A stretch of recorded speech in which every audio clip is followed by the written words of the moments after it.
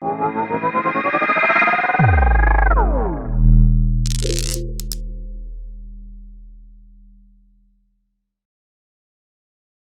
you so much. Really appreciate it. So, Anthony, really excited to be talking to you. Maybe do you just want to talk a little bit about what Nexo is doing, kind of what you guys are up to right now? Sure. Glad to be here as well. That was quite an intro. Yes. Truly humbled by it. I'm sure you feel the same way. Well, what Nexo is doing, I hope that the majority of the crypto space is aware by now, is we provide banking services to the blockchain space, and we are quickly growing even beyond that. So, as any lender would have it, our bread and butter are is the lending business. We provide crypto-backed loans where you have a bunch of crypto assets. You believe that they're ultimately going much higher, so you can tap into our very efficient, in many aspects, instant crypto credit lines where you borrow against your crypto rather than sell it, which is great because you retain the upside potential. There are all sorts of tax aspects that optimize the experience for you in just about any aspect.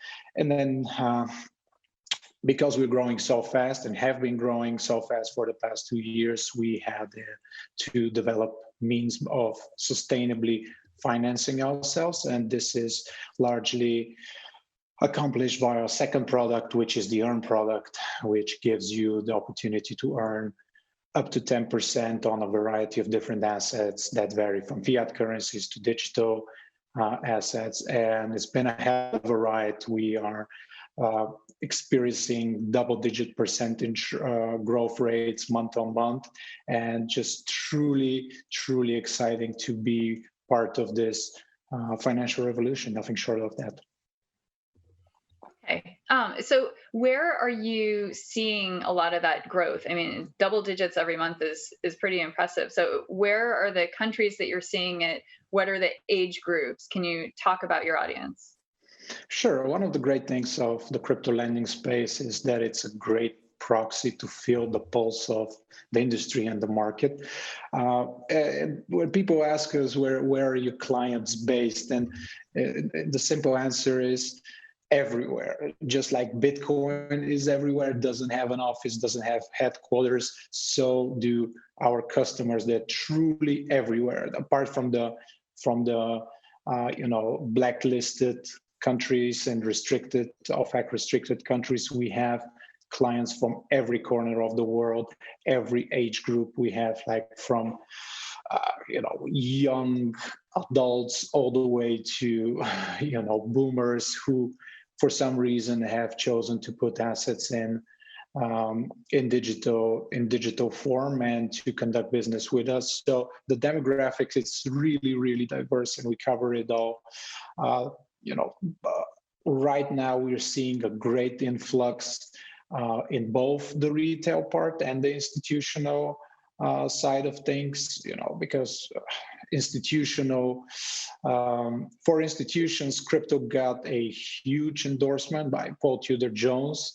When you have the guy who put the word hedge in hedge funds endorse Bitcoin and say they have an allocation of a few percent of their total assets under management in Bitcoin, that gives them the additional boost of traditional institutions to come into the space. So we have quite heavily been onboarding with institutions that up to very recently would not have dared to articulate their liking of Bitcoin. And now with this endorsement of Paul Tudor Jones, the timeline has shifted gears and it's expanding very rapidly. But also the retail, we see new clients coming into to the space, much like what would be happening in the traditional financial sectors, like with Robinhood, where you see even 10 and 12-year-old childs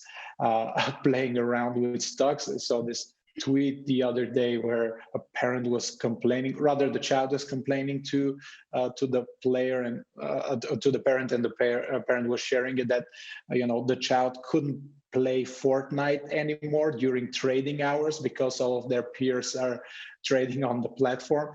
This is quite excessive what's happening over there on the Robinhood platform. So we see the retail side, well, not necessarily childs coming into blockchains for various reasons.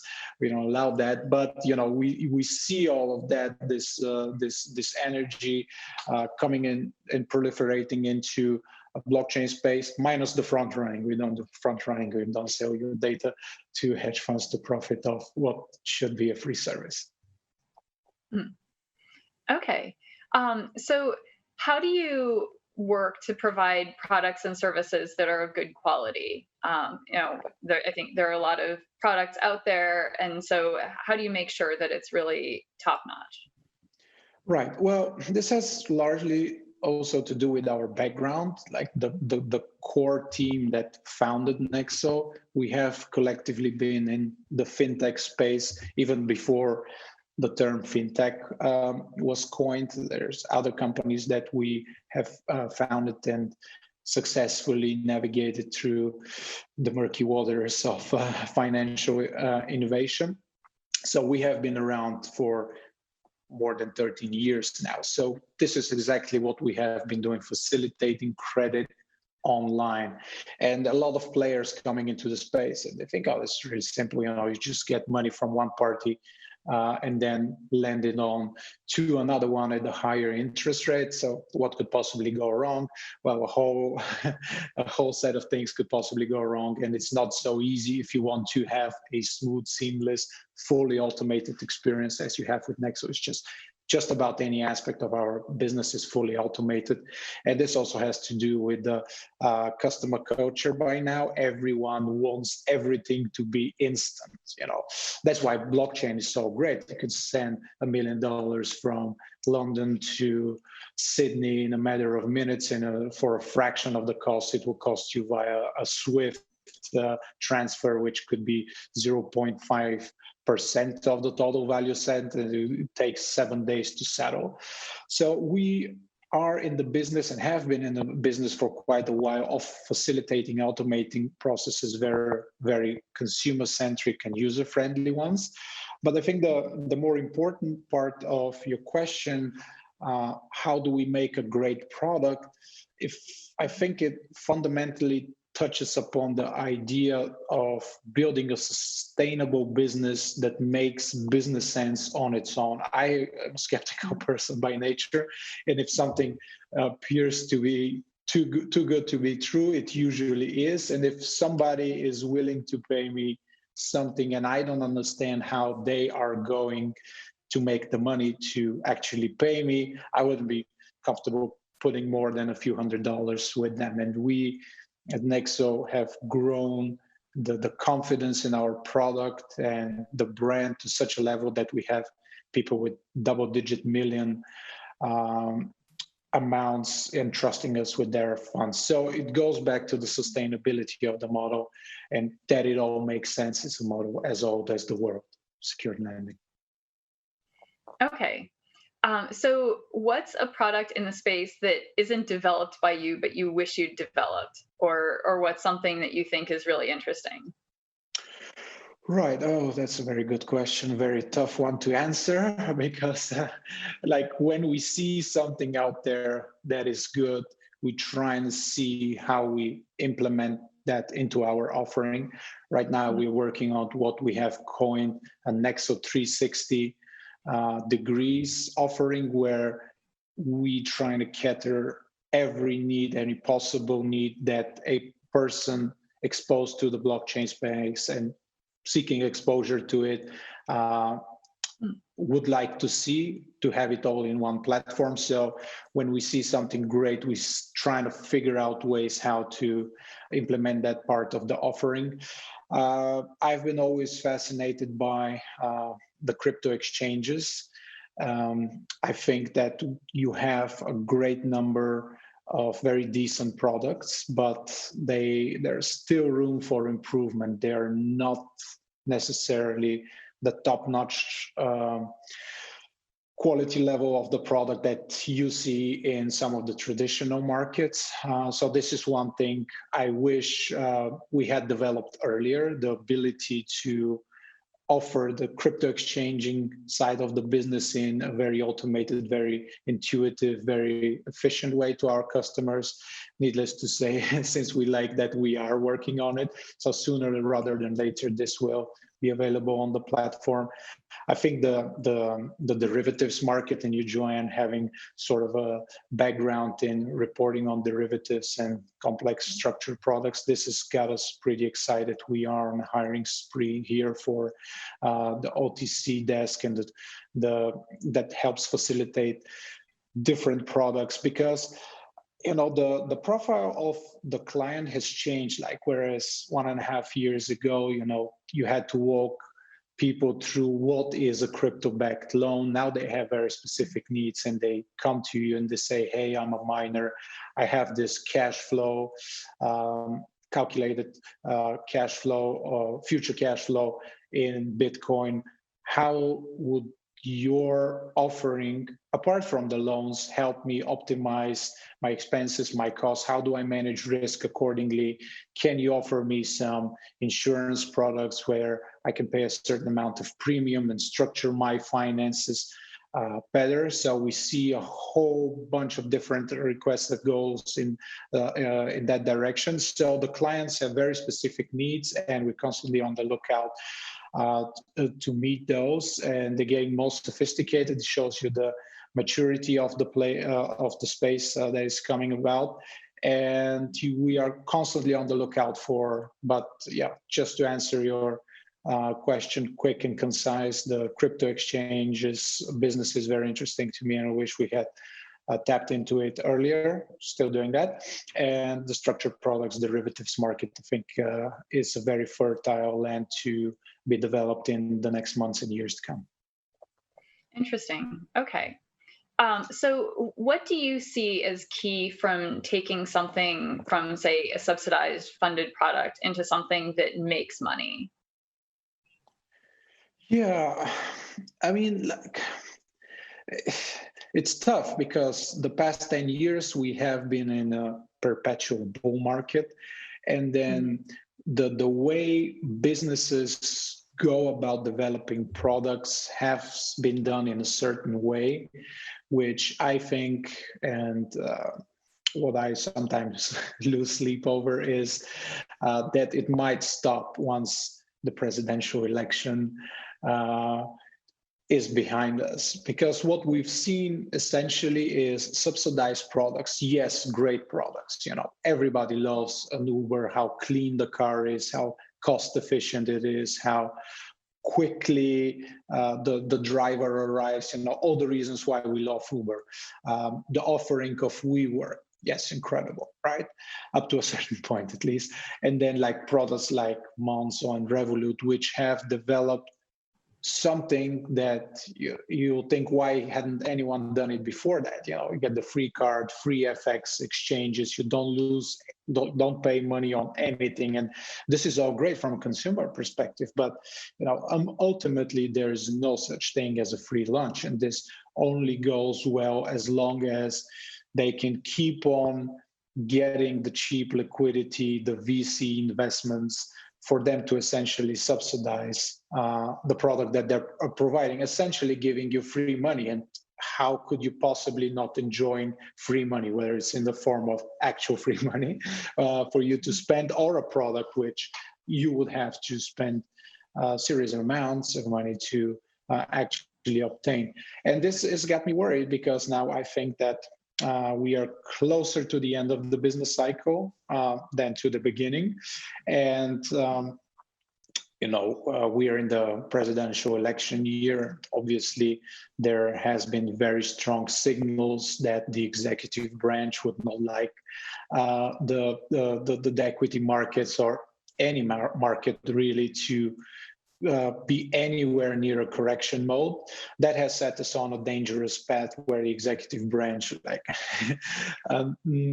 tries to influence what's supposed to be impartial policy, money policies through the Fed's mandate, and this is very dangerous because it's unprecedented. And once that cat is out of the bag, there's the genie, you can't put it back in the bottle, so to speak.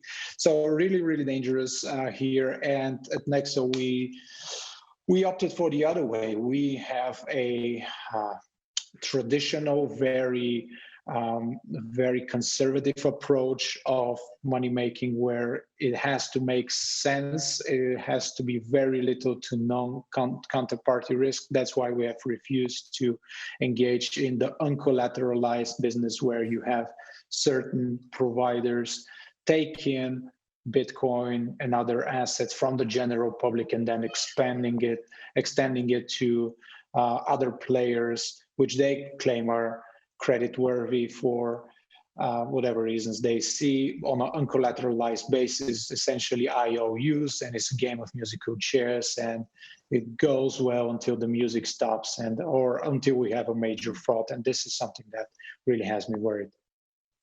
Okay, interesting. So since you talked a little bit about the Fed, so going on to central bank digital currencies, what do you think of them in general? And do you think they're a threat to the crypto industry? Well, not an immediate threat, that's for sure. I think that a lot of the banks, the central banks, they're just playing around with the concepts. Yes, we're looking into this. If you follow Jay Powell's press conference, I think it was the other day, he was like, he wouldn't give you a straight answer. He's, yes, this has to be looked into, and much more research is needed in order to evaluate the pros and cons. And it ultimately goes back to what I think of government-led initiatives as a whole. Full disclosure, I'm more on the libertarian side these days, so I do think that the government is not the best market participant and should stay out of these things. Now, obviously, with the creation of money, it's somewhat different, but suffice it to say, I don't think we will see very quickly the Fed moving on that. I think the only viable option for seeing a digitized dollar, which I am ultimately convinced we're going to see 5 to 10 years from now, is going to be due to popular demand. This settlements of SWIFT, where it takes you forever to receive a transaction, and it is so expensive, and the overall war on cash, which nobody can deny has been happening for quite a while now, and exacerbated by the COVID, where nobody even wants to touch paper money anymore, banknotes. This, in addition to the policy of negative interest rates, it only works if your money is in the bank account. If you have it under your mattress, they can charge negative interest rates on that. So all this put together, I'm pretty confident we're going to see a digital dollar at some point. It's just that I don't believe it's going to happen that quick. The only thing that can speed this up, if the United States has to play catch up with, I don't know, for instance, China, who've been very vocal of what they're doing and putting the actual work into developing the digitized yuan. So I personally thought that the US response would come through Libra. From the last conference that I watched of Jay Powell, it will appear that he says that private participants and private companies have no job in intervening in the money creation business, which is quite curious given the fact that commercial banks via fractional reserve banking have actually enlarged the money supply for quite a few number of years now. But the direction they're taking, they're going to develop a digitized dollar. But I think that the only thing that could speed up the timeline here is if we see radical moves from China and the US being forced to play catch up. Okay, yeah, that makes sense. So just overall in the regulatory environment, do you see anything changing or progressing globally or in specific countries? And what do you think are the best countries for crypto in terms of regulation? Well, just like crypto isn't confined to a specific, specific country for it to exist. The blockchain network is decentralized. I think that companies should go about building businesses the same way, and this has manifested itself in so many ways, from home offices and decentralized headquarters. We at Nexo, we have people working from just about anywhere. So I think that is the right way to structure companies. And I am not very optimistic on regulatory frameworks in the traditional sense of the word, where like you could be, I don't know, in the Bermudas or Switzerland or Malta and just stay out of there and do business globally because your customer base is globally. And there's this very complex notion of how you service that. The way we have tackled that is that we feel that compliance is very important for the safety of our entity as such, from regulatory scrutiny, but also for the clients in building trust. So we have gone about solving this problem in the traditional ways. We are on a license acquisition crusade. We have a very dedicated, very capable team of legal professionals, and we acquire the same licenses that any fintech, any business in the financial sector would, money transmission licenses in the US, payment institutions in Europe, the different licenses that have been developed for crypto exchanges, and obviously the credit licenses for the facilitation of credit.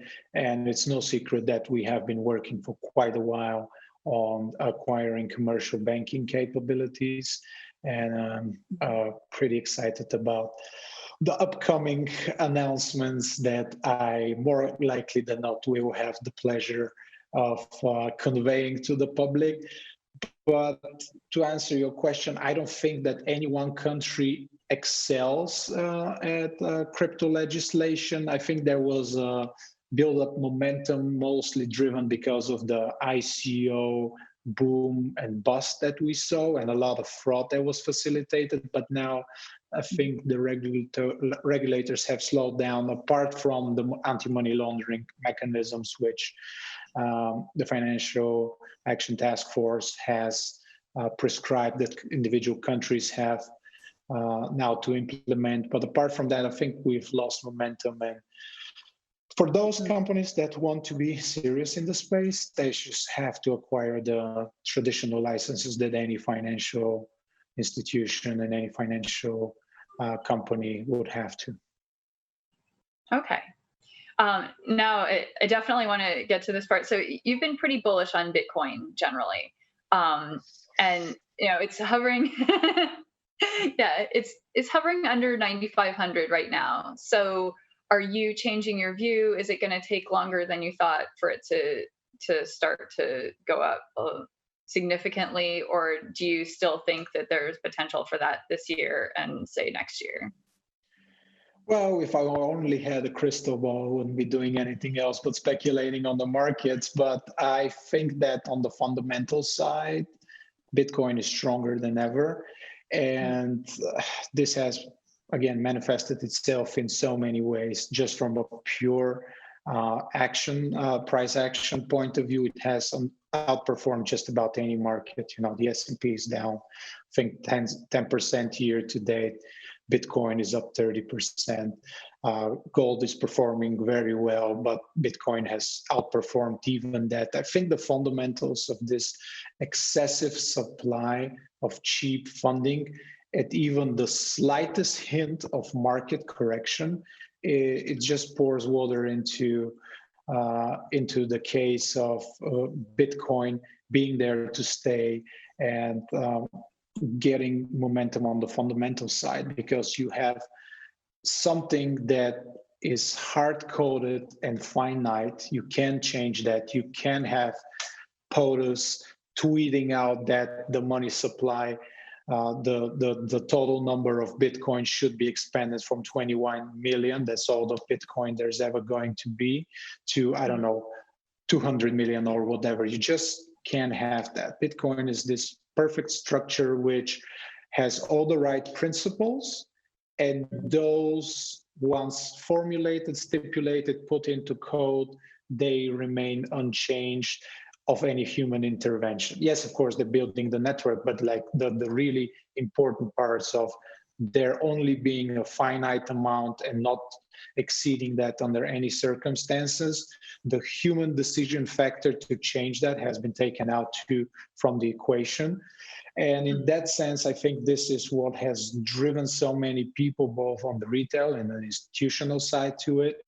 And truth be told, it's the only free market, because you have dollars, you have everyone has a certain amount of dollars, and now you are competing with almost $8 trillion more since mid-March for the same amounts of finite goods.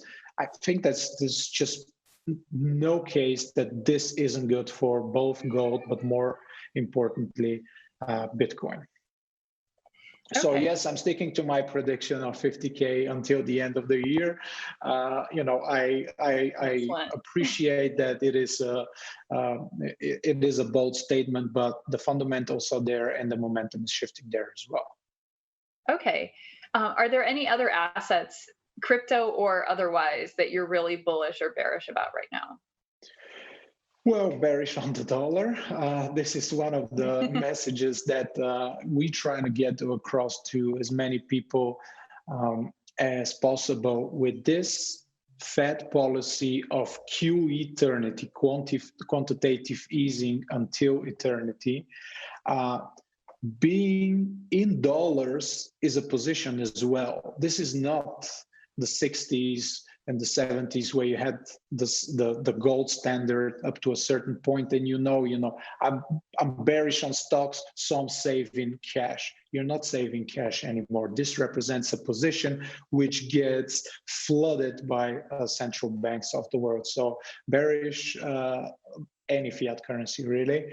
Bullish on crypto, predominantly Bitcoin is just turning into a maximalist slowly but surely.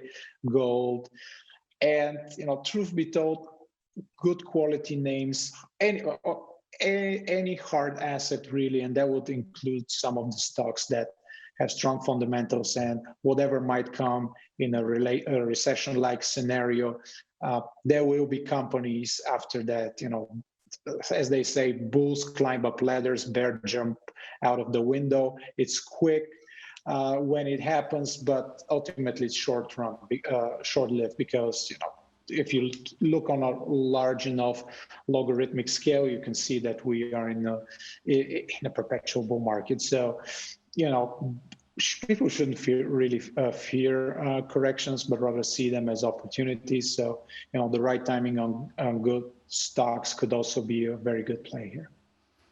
Hey guys, This is absolutely fantastic. First of all, I'd like to say I'm bullish on Nexo. That's for sure. Joanna and Antonio, thank you very, very much. That was an incredible. Thank you so much. Yeah, incredible way to kick things off. Right now we have a massive audience that's joining us all over the world, and they also have a bunch of questions. Way too many questions to get through. But if it's okay, Antonio, I'd like to go to some of the questions of our audience. Absolutely. Let's do it. All right. Shoot. So we have Andreas. He says, does Nexo's Antonio believe that they will be able to sustain the high level of interest for customers on Earn? Absolutely. We have actually expanded the Earn offering. Up until recently, you could earn interest of 8% on stable coins and fiat currencies. As of this week, you can also earn with Nexo on crypto assets such as Litecoin, Ripple, XRP, EOS, a bunch of them. Bitcoin and ETH Ether are coming in the next few weeks. And we have actually bumped up the percentage, the interest rates that you're getting from 8 to 10%. And we do believe that with the organic growth of Nexo's loan book, which is happening on many fronts, the Nexo token holders will experience that in a certain way very soon. But yes, everything is growing organically. We are offering both. We are growing the product itself. So, and this has been due by requests of the community. So I am not worried on the interest side at all. We will see huge influx of clients, and we are in a perfect position to just meet their requirements in every aspect and continue to run a profitable, sustainable business model. Bang. So there you have it.